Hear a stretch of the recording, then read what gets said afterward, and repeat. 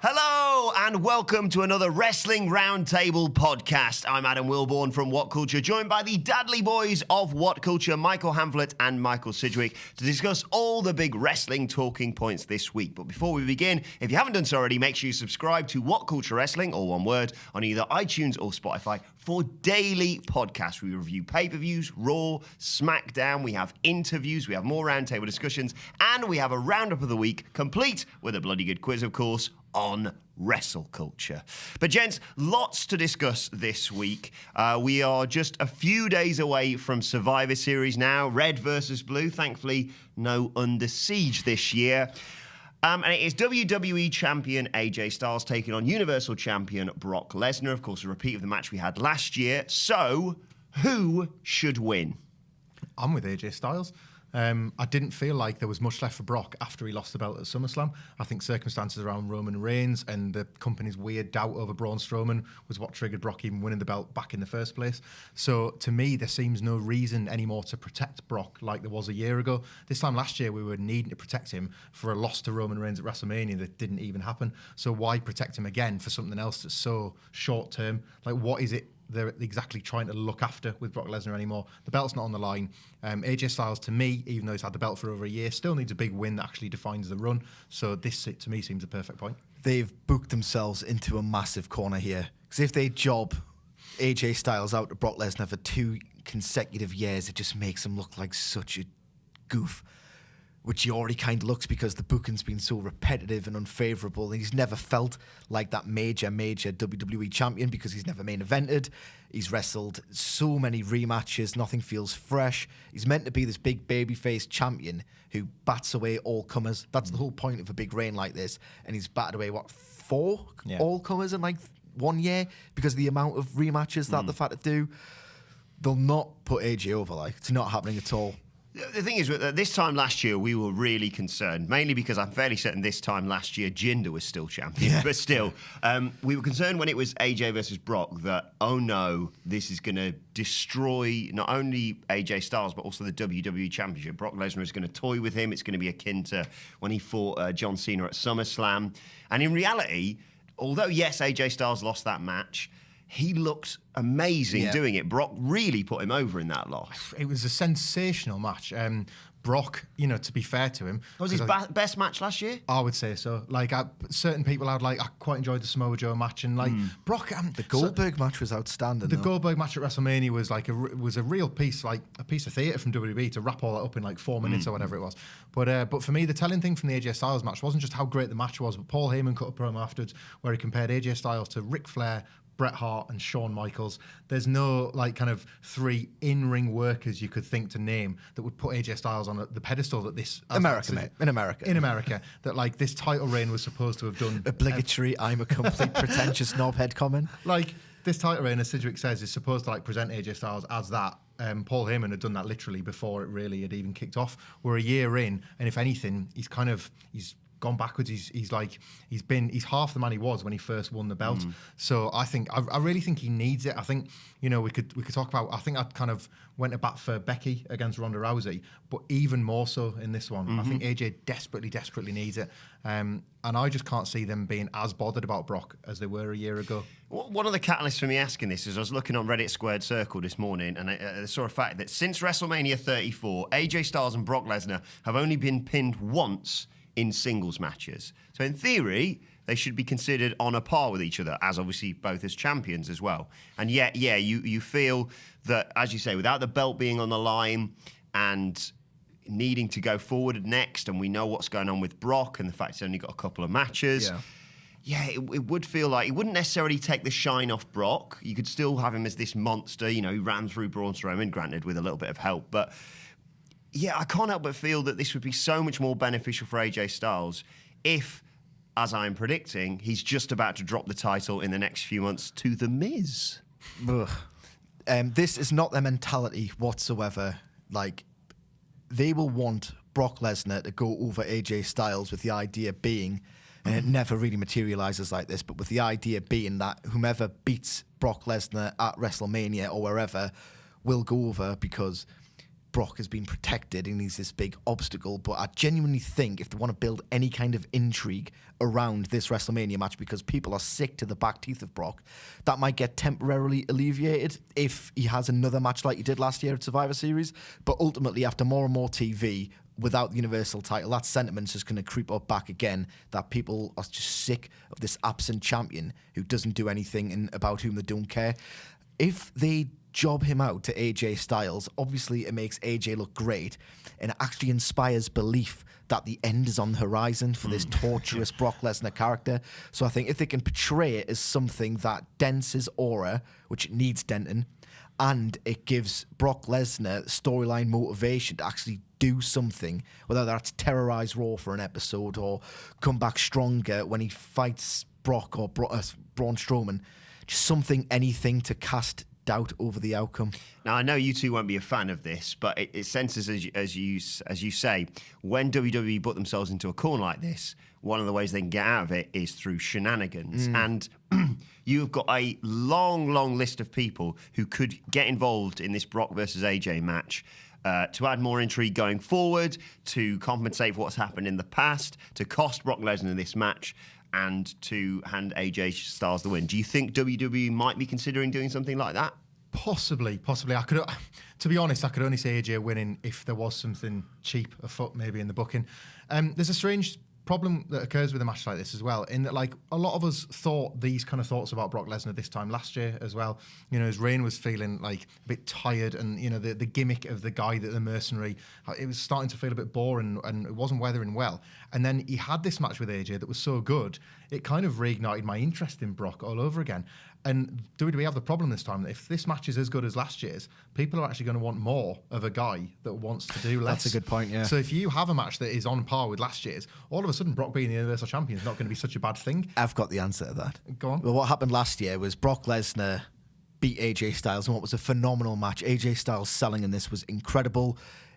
Brock in turn sold for AJ. It was really good. He gave his body to the match. Yeah, it was really good. But the problem is that weeks later it became very grimly apparent that a certain superstar was coming back to tarnish Brock Lesnar's programs going forward, and that man was Kane. So if Brock Lesnar gets too popular among the wrong people again, just have him defend against Kane at the Rumble. Yeah. That will sap any enthusiasm from the whole bloody thing, and then we can be right back where we started. We always circle back to Kane. Yes, everything relates just back to it. Seriously, just have a Dynamite match and then get Kane back. If they want that meta go away heat, just get Kane again. Yeah. Get Kane for everything if they want that kind of heat. WrestleMania. Well, let us know your thoughts on who should win at Survivor Series, AJ Styles or Brock Lesnar, in the comments below, or on Twitter at WhatCulture WWE. Another thing to look forward to this coming weekend is, of course, the return of War Games. Very exciting. I want to talk more about that later on this week when we're doing our previews and predictions for Survivor Series and War Games, no doubt. But overall, looking at NXT, and I know this can be difficult for you two because it feels like it's dipped, well, certainly with the way you two discuss it. I was going to say, it doesn't matter who, but go on. It feels like emotions towards NXT has really changed in recent months, what's been going on with Aleister Black and Johnny Gargano and Tommaso Ciampa to a certain extent, and Nikki Cross as well. So maybe we'll put all that slightly to one side. Who should be the next NXT call-up?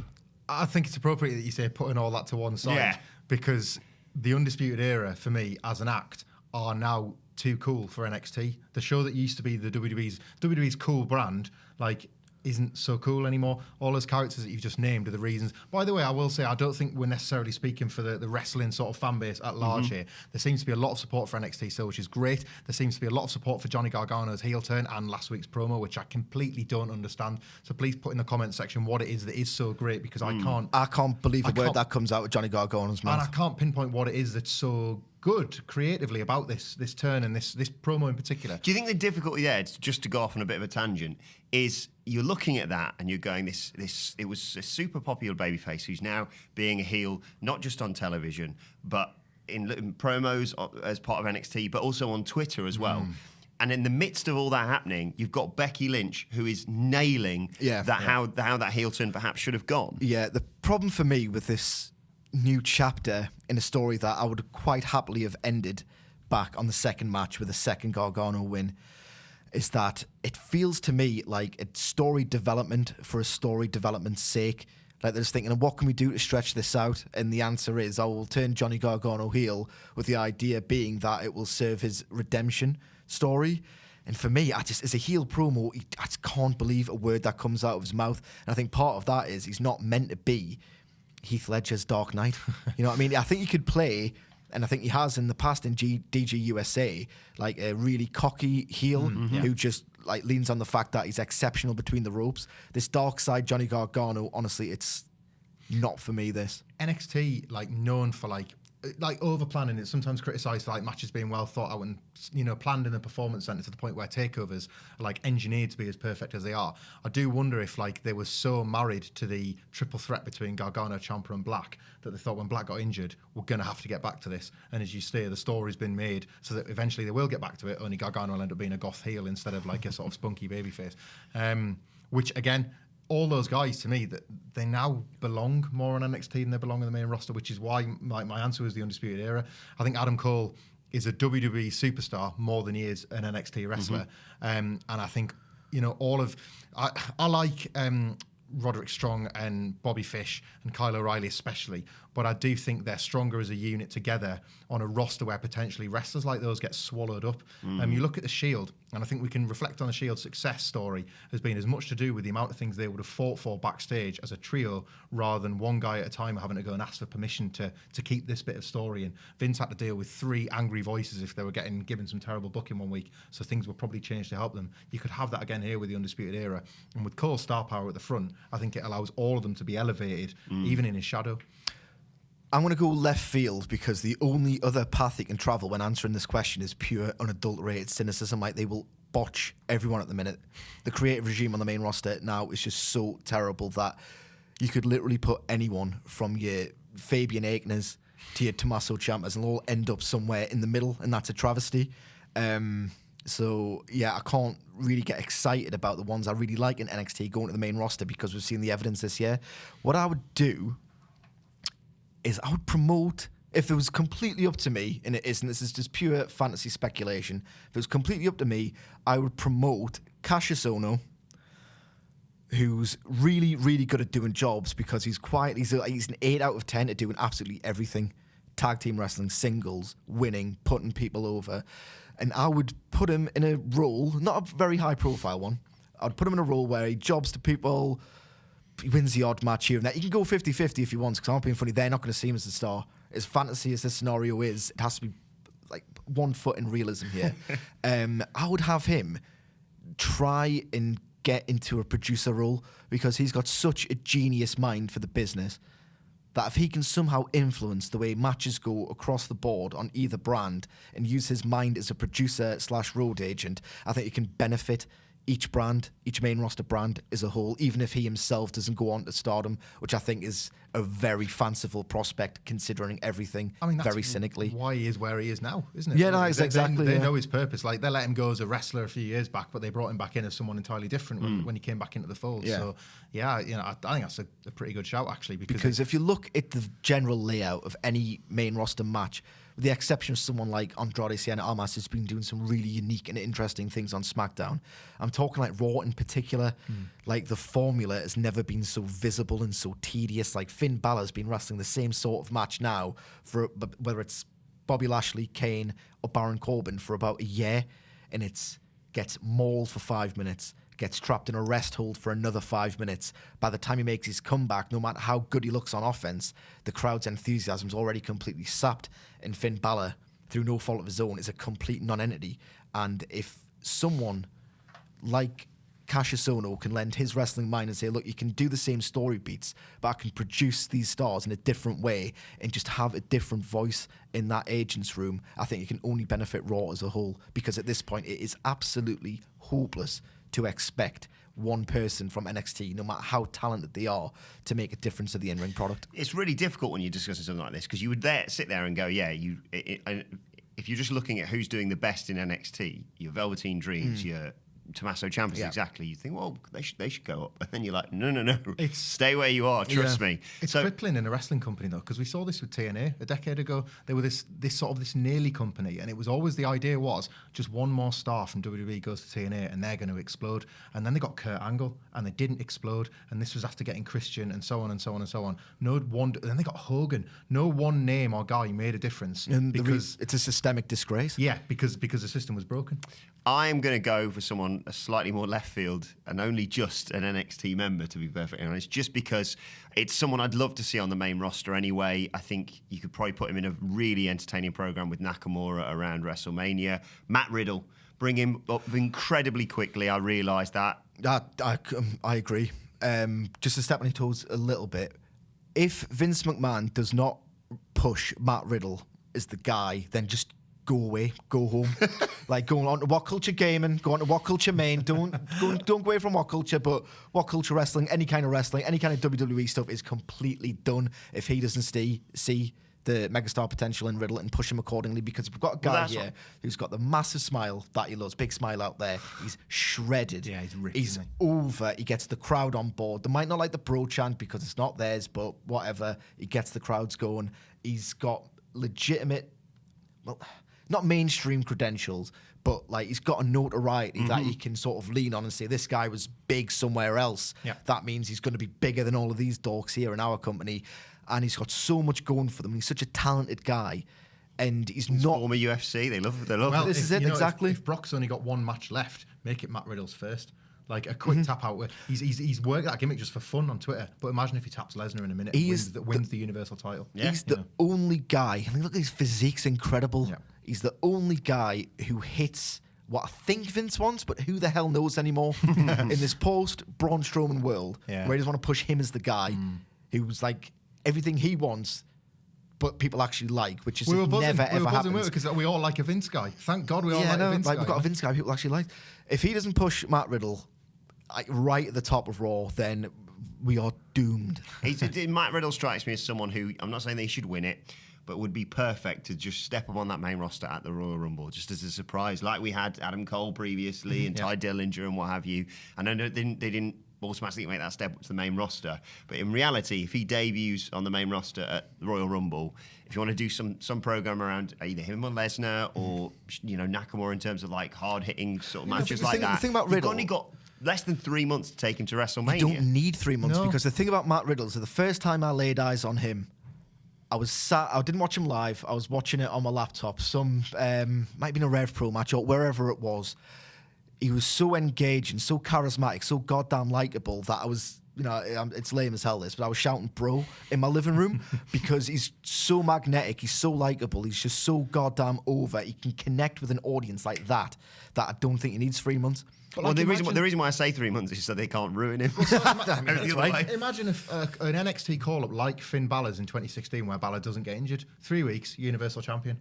Like, he was the demon. He had like enough about the package that was entertaining but was brand new to such a massive sway of the audience, and then he wins the Universal title and he's immediately credible. There's a precedent there, isn't there? Yeah, like that appeared like it would have worked incredibly well until he got crocked. So if you do the same thing with Riddle all over again, you say he comes in the Rumble and he doesn't win. Why not? Who can stop Matt Riddle out of these nerds? Yeah. Daniel Bryan's going to win the Royal Rumble this year. Oh, for God's sake, this cannon. Bro. Move on. Let us know who you think should be the next NXT call-up in the comment section or on Twitter at WhatCulture WWE. Finally now, guys, from the future to the past. The Dark Ages. Let's talk, and here's a sentence I've not thought I'd say for quite some time. Let's talk about Hulk Hogan in WWE. He obviously made a impression at Crown Jewel. He's been called out by Rusev on Twitter and has responded. So with all that in mind, who should Hulk Hogan face next or possibly last in WWE? Last.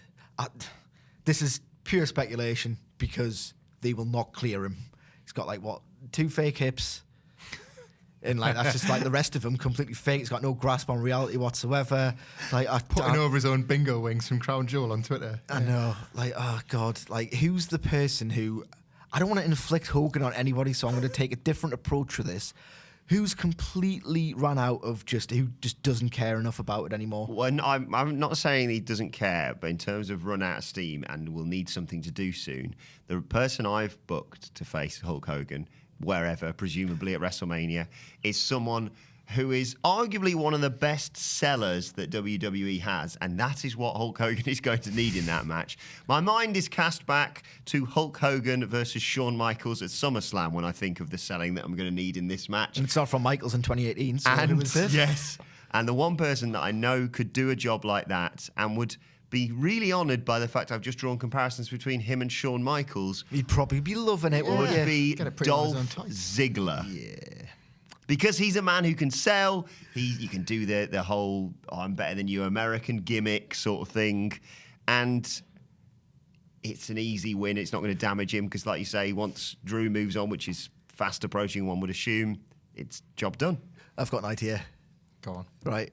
My idea, because I don't want to inflict Hogan on anybody except for the one, I don't want to say the Markwood because they're wrestlers and I'm a fan, but the one person who's really going to get something out of this, who's really going to enjoy this, despite no matter how damaging it's going to be, the one person who's going to just gladly take this so I don't feel guilty about even this like tiny fantasy scenario, and it's Zack Ryder. Zack Ryder would absolutely love to get battered. He'd lay down for him, wouldn't he? Yeah, he would. So honestly, Zack, you would love this. So I want Zack Ryder. So- we want Ryder. So Hulk Hogan had the goal to basically call out the entire roster on Twitter after What his a one knob he is, after his man. one Crown Jewel What appearance. a 10-inch, 24-inch, whatever it is. And we've already talked It's orange, I know that much. We've already talked about like, well, who would you book in Brock Lesnar's last match? Give Hogan the title match. And just like in 2002 when Brock Lesnar squeezed the blood out of him on SmackDown 2, let's just watch it all over again. Like, let's let Hogan, like ego and all, think he can have one more run with the Universal title and just just watch his body collapse under the massive, like, sort of like crushing, bone crunching moves of Brock Lesnar, one after another after another. The cathartic beatdown of like Vince McMahon's greatest creation by his most moneyed, like at WrestleMania, even just for the sake of it. Like, if we have to watch Brock Lesnar crush a guy like we did Roman Reigns last year, at least let it be satisfying and let Hulk Hogan take some bumps. Like, if he's going to have those two crushed hips or broken hips or whatever, at least let's pretend that he got them in a working Saudi money can environment. replace them, brother. Slightly concerned that he'd be F5'd out of the ring like Brock did to Strowman at Crown Jewel and just turn to dust. He's got Just- no knees left to blow out, has he? So, yeah. Yeah. If I that don't sounds- want to say this about Hogan. If mate. that sounds facetious, it's because I don't want to see another match. Like, I'm answering the question because it's been asked, not because I think it's something that I think really at this point I want or most of the fan base would want. Hogan's a funny one for me because I saw him. Some people think we're brilliant. I mean, some people would fly to Saudi Arabia for it. I saw him live in 2010 and I didn't expect to be worked in the way I was. He did the thing where he went to all three sides of the ring and not mine and put his arm out. And like, I'd had a few, but I was begging for him to come and do that on my side of the ring. Like, how dare you, Hogan? I paid for this and I need this. But you I still was- said it's one of your favourite themes, isn't it, when that hit? Whenever Real American hits, I forget about all the horrible racism, and then I remember it about 10 seconds later. I do remember it. I was worked into a shoot by Hulk Hogan for one more night, and I have to say that if I was there in person for a live Hulk Hogan appearance, I'd be working. Involuntarily, you would I'd be go working for it. against myself not to pop. So I get the idea behind it, but I think limiting him to performances like we saw at Crown Jewel is probably for the best for everybody How often? involved. How much more often can you cut the most generic promo you've ever heard? Maniacs. Well, Yeah, Mania. you could. What you could do is just put him up against a heel that they've already given up on, Kane? Bobby Lashley. So there you go. Job done. Let us know who you think Hulk Hogan should face next or last in the comment section below, or tweet at us at WhatCultureWW. In fact, whilst you're on Twitter, you can follow all three of us. You can follow Michael Hamflet at Michael Hamflet. follow Michael Sidgwick at Sidgwick. You can follow me at Adam Wilborn. As I said, you can follow us all at WWE. I'll say that again. All At right, Kurt Angle. WWE. And make sure you subscribe to What Culture Wrestling, all one word, on iTunes or Spotify for daily podcasts. My thanks to the Dudley Boys. Thank you for watching or listening to this, and we will see you soon.